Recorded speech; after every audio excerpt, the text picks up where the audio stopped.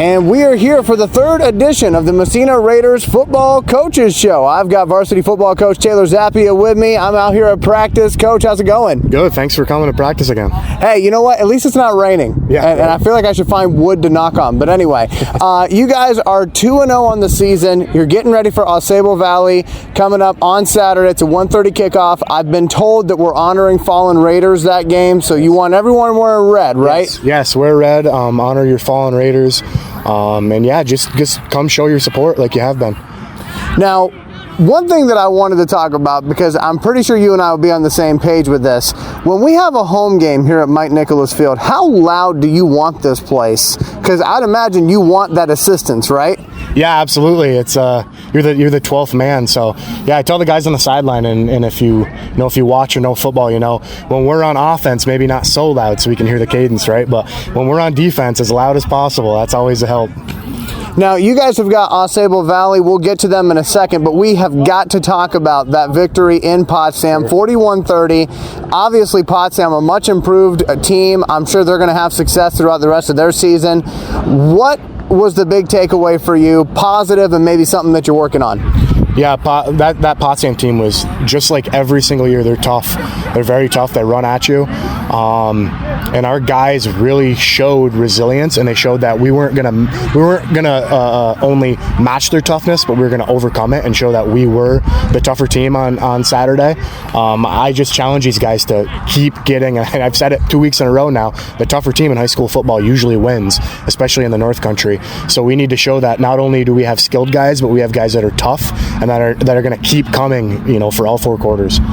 And of course, you guys obviously had a great game on the ground. Carter King with 3 rushing touchdowns. I felt a little premature because I said after week 1 and 84 yards, I was like, hey, he put the section on notice, and then he went out there and had himself a career game, 3 touchdowns in one night. What does that say about him? What does that say about your offensive line?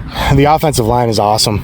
We have some returners. We have some guys that stepped in there. We had some guys that stepped in there for 2 or 3 plays, and really, I don't want to name really any names right now because I don't want to leave anybody out. But really, that whole offensive line really got their chance to shine, and they showed that they weren't going to back down. It didn't matter if they were in there for 1 play or the whole game. They were going to keep moving forward. I told these guys, if you give Carter a yard, and now Gage is back in the backfield, if you give them a yard, he's going to turn into at least 7, right? So the only time he hasn't been successful watching film is when we don't create that new line of scrimmage. But these guys have, they've stepped up to the plate. They've really gone to battle for Carter, and they've established a new line of scrimmage. And Carter, being he's only been playing football for 2 years, which is just amazing. His ball security's been awesome these past couple games. He's got that ball high and tight, just like we teach him.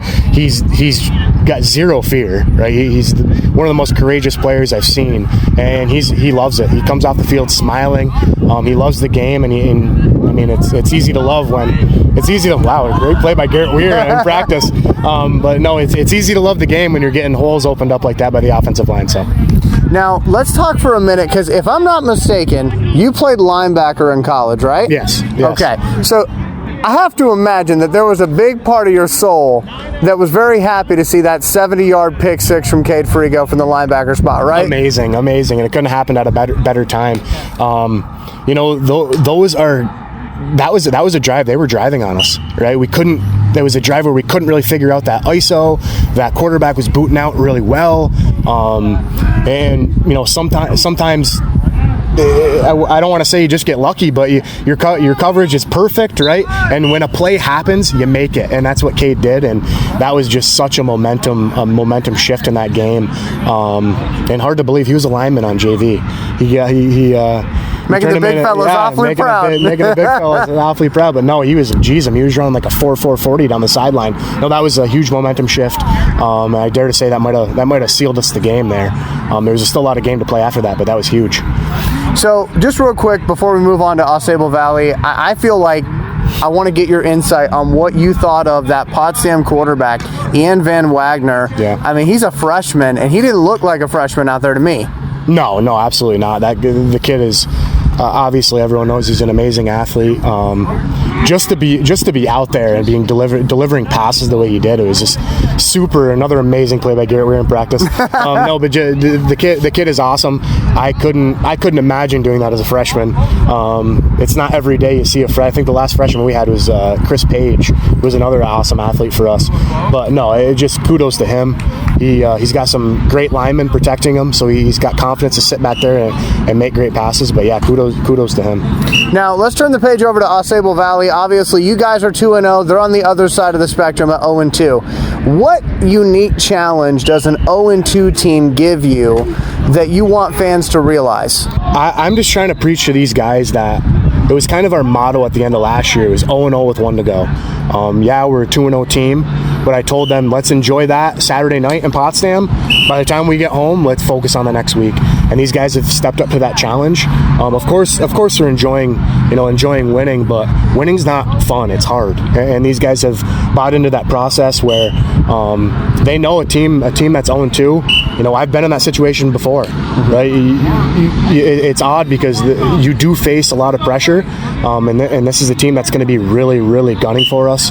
Coming in onto our turf, they're going to have some momentum as far as trying to steal a road game, and these guys have been really good at not thinking we're awesome. That's kind of the motto this week is we're 2-0 and we earned it, but we're 2-0 and we earned it, but we still have a ton to prove. So just kind of keeping guys focused.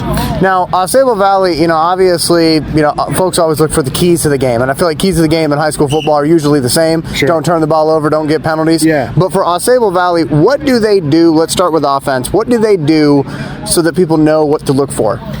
From the games I've seen is they have the ability to kind of run an offense similar to Potsdam and an offense similar to us. Not a lot of teams are two-dimensional when it comes to that. So I've seen the game they played against Morrell, they're almost exclusively in that tight end, two-back, kind of 21 personnel stuff. And I did see another game where they spread it out kind of in a similar fashion that we did. And I think the good thing defensively is that not only do we see that every day in practice because we run this kind of the spread, Saranac Lake ran a version of it, and now that we've seen Potsdam run kind of a wing, we've seen both aspects of that game. So it's not going to be anything crazy that our defense hasn't seen before.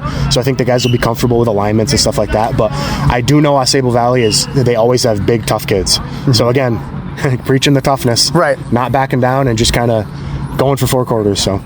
Now, as far as their defense is concerned, I hear that they are anxious to start every play. I think that's the best way to put it. Yep.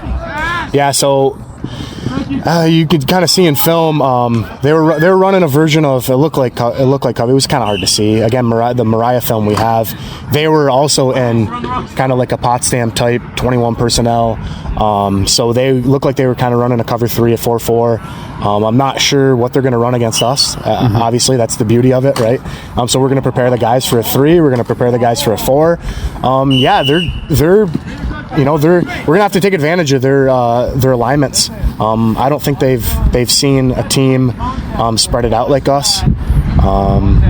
So yeah, hopefully we can take advantage of some alignment miscues, if you can say. Yeah. So just real quick for the folks at home, explain to them how easy or difficult, I guess you would say, that is to shift from a cover 3 to a quarters, because I know like offensively we always think of a team as an identity on offense, and that is what they are going to do, and then when they try to do the other thing opposite of their identity, they struggle. But it seems like defensively it's a little bit easier to shift around in high school, right? Yeah, definitely. It's again, I always say that like our cover 3 covers everything and nothing. It's easy for us as coaches to just say, hey, corner, you have deep third, free safety, you have middle third, but 4 verticals beats it, right? And what do you coach? What happens if 2 guys run on my zone? Stay in the middle and be an athlete, right? So yeah, defensively, going from a cover 3 to a cover 4, for us at least, it's just kind of moving a safety around. Same thing with going into man. It's finding that athlete. In our case, it's Garrett Weir. It's finding him and kind of moving him around to different spots. And by moving him, it lets us transition our whole kind of defensive core into different coverages. So it's definitely easier on defense to jump into different coverages. All right, last question for you, Coach, and then I believe we'll have a special guest joining us too. Awesome. So I got to ask you, because I know the backstory with this, but I want people at home to know it. You and I were sitting next to each other together at the football banquet last year, and we were kind of, joking around, chalking it up because you guys have this underhand throw that you do where you motion somebody and it's literally just an underhand throw as soon as he goes past the quarterback. I've been telling people all year long that's a staple of your offense. Where did that staple come from? Is it the jet sweep we're talking about? I believe so. We go in motion, we just toss it up in the air. Right, where it counts as a pass, even though it looks like a handoff. It counts as a pass. Yeah. So no, that's just something we saw. It must have been some college teams running it, and I'm always trying to adapt and kind of figure out the new stuff that people are running. And I think the big thing with that is it helps adjust for bad snaps. So you're not having to, Connor's not having to grab the bad snap and then find the running back's pocket. You can just kind of dead toss it in the air, and our guys are athletic enough to make the catch, and it lets them go faster. And also, if the ball gets dropped, it's an incomplete pass. It's not a fumble. So I think there's a lot of pros to it. Plus the completion percentage. The completion percentage. I mean, come on. Hey, a little bit inflated, but it is what it is. That's a pass. So. That's right. Well, Coach, I appreciate your time. I know you're going to go get us a special guest, so I'll keep talking while you do that. Thank you. And folks, again, we have got Ausable Valley coming up here very, very shortly. We got one more person to talk to. It's the man, the myth, the legend, Mr. Jim Morrell. He is making his way over here. All the players are looking at him going, where's Coach going to? He's coming over here to talk with me. And Coach Morrell, first of all, how's it going, my friend? That's bad. Having a good day today. Now, I know that you are the defensive coordinator for this team. I just got to ask you, through 2 games, how do you feel about that defense? I think we're doing some things really well. There's definitely things that we're working on in practice, and we're making some mistakes, but we're fixing them in practice, and the boys are getting better. They're hungry for the ball. They're being dogs out there. They're going and making plays, and it's helping out, but there's a lot of things that we can perfect where we can shut teams down. And that's the plan. I don't like getting scored on. So. Hey, I certainly agree with you. And I know that first week, because I haven't talked to you on the coaches show, so give me a second. Yep. On the first game, you guys had a unique task because you got to cover Mr. 6'7". Yeah. Marcus Navarro, which credit to him. I think he's going to have a great year for Saranac. And then Potsdam, a different type of challenge where they're just going to run downhill at you. I know it's important to have these early season matchups so that it'll help you later on in the season, but where do you feel you've been able to kind of cherry pick some things and say, listen, fellas, this is what you're going to face if we get where we're trying to go? Listen, I've had a couple sleepless nights since the Potsdam game, working on things that we need to fix. I'm obviously not going to say right now what we're going to do. Right, no, I understand that. We always scheme a lot of things together after we see teams, and we'll go back to the Saranac game. We've got a defense that we've been working on.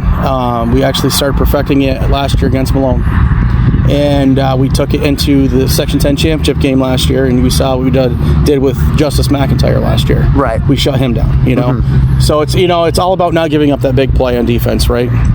And keeping the ball in front of you. Don't give up the big play because teams make mistakes. And as you saw a couple times, we kept the ball in front of us and we got some turnovers about it. So, and again, there's a lot of things that we're fixing as we go. We just got some depth back, so which is huge for us. Guys aren't going to be playing both ways as much.